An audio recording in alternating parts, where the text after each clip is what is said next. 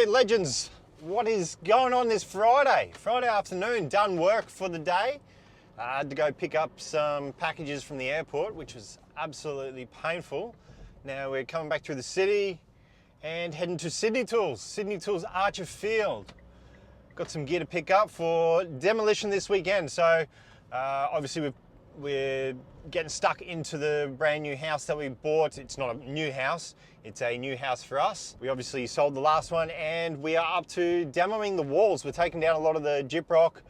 We'll see how far we get. I think the wife's got to go away on Sunday. So we've got one hard day and we'll see about what we do Sunday. So we're going to get the gyprock off, maybe a bit of the frame, and yeah, get rid of some of the walls maybe. Fingers crossed.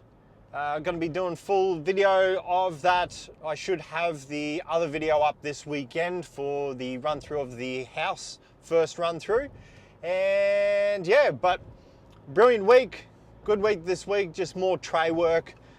For those that don't know, we're in a 14 level, we're doing a 14 level full fit out. Quite a nice site, fully stripped out, nice and clean, which is what I really like. On the last site, it was really dirty. Just old hotel, so it was just moldy and dark and damp, and yeah, no, this one's just a dream. So I've been doing a heap of tray, but I'm getting kicked off the trade crew. I say trade crew, I'm the only one doing it. I am getting kicked off that and going to be fitting off data. So I don't know what sort of patch panels and that we're going to be using, what sort of data, so I'll have to figure out that. But yeah, full-time data rack fit off, which I absolutely love. I love doing data fit off. As long as I get the time to do it, it's not much fun when you're really rushed. I like to be able to loom them in nicely, get them all nice, so that when you come in, look at it, especially like the IT guys come in, have a look. If you've got a messy rack, you can guarantee the rest of the job's no good. But yeah, we'll see how that goes. It's been a massive week on social media for myself, or at least the last probably 2 weeks really.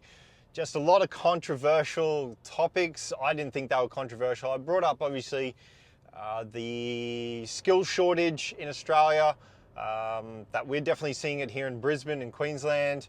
We're looking for guys, chasing guys, and can't really get them. Like, we go a lot of labour hire, which I've done videos on in the past, so I'm not going to touch too much on that, but that's how it is. We're trying to get a lot of labour hire, especially apprentices. Got plenty of tradesmen at the moment. Usually you have at least 2 or 3 apprentices per tradesman, but at the moment we're lucky to have 1 apprentice per tradesman. So definitely chasing a fair few more, but obviously that came up, and then how much they should be getting paid and all that was a pretty big box to open up. And then I brought up the twist and tape. I couldn't believe that twist and taping the cables for your rough-in was that controversial. It's actually been really interesting to see how everyone sees it from around the world, including people that are in Australia. I think it comes down to the situation people are in. Obviously I'm in commercial. Like at the moment we've got 30 to 40 guys, a lot of guys doing rough-in, a lot of the fit-off. So for those that aren't in the electrical industry or doing this sort of work, you've got the rough-in, which is running in all your cables. So they're not plugged into anything, they're not terminated at either end. They literally run from one end to the other, and they're left there until we put them inside the switchboard. Then we fit off in the switchboard, then we fit them off out in the field, out in the offices, bedrooms, wherever it is, and then you turn them on. So what we do, we have mandatory testing, which we test all our cables. Yes, every single cable, because that's actually something that's come up with a lot of the US guys questioning that we actually test all our cabling. There's been quite a few guys that I don't think they have ever tested a cable. They didn't know what insulation resistance was, didn't know what continuity was, and just didn't believe that we're testing. So it's really shown how people do it elsewhere. I'm not saying that's all Americans. I've had quite a few people from the US say that they test and all that sort of stuff. So I guess it depends what industry, what you're doing. It's just really fascinating to see. But yeah, we test everything before we hook it up into the board, after, and when it's in the board. We also test it out in the field. We do all that, and twisting and taping allows us to, so say we twist the cables at the end out in the field, When it comes to testing, we'll figure out that there's a short and we can go fix that, which means that it's not terminated at the field end.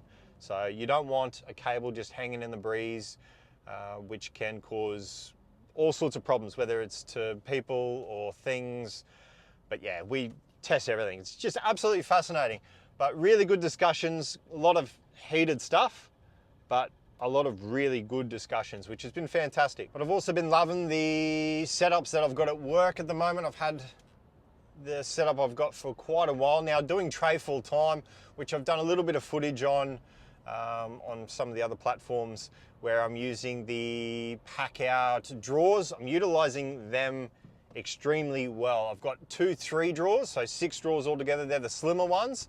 I have got the 2 drawer, but that's in storage at the moment. I've got to get, is it in storage? Actually, it might be at the new house. It's got a few tools and bits and pieces in it. But on site, I've pretty much got all my tray gear, all your nuts, all your fish plates, all your joiner plates, plans. I've got the plans in there.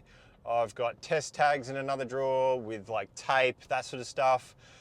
And it's been really good. I've been trying to keep it organized. A lot of the guys are really liking it because they can come find the gear. I keep it all in there with me. I lock it up with my Armorguard Tough Tool Bank toolbox, which is the sight box. That's been absolutely fantastic. That's still going. I did a couple of posts about that in the past. And yeah, that box has been really good. Lock it up with everything. Locks up nicely with all my other tools. I'm running the Fluke tool bag, what do you call it, bucket, the tool bucket. That's been going for quite a while. Absolutely love that thing. I didn't think I would actually use it as much, but I've got it in the back here right now. I pick it up and take it home on the weekends with the pack out trolley. And I'm using the pack out trolley with those drawers, which has been really good. I have liked that. The wheelbase is still going well on that. I have been meaning to change that over to a solid, but still going fine somehow. I have got a lot of weight on it.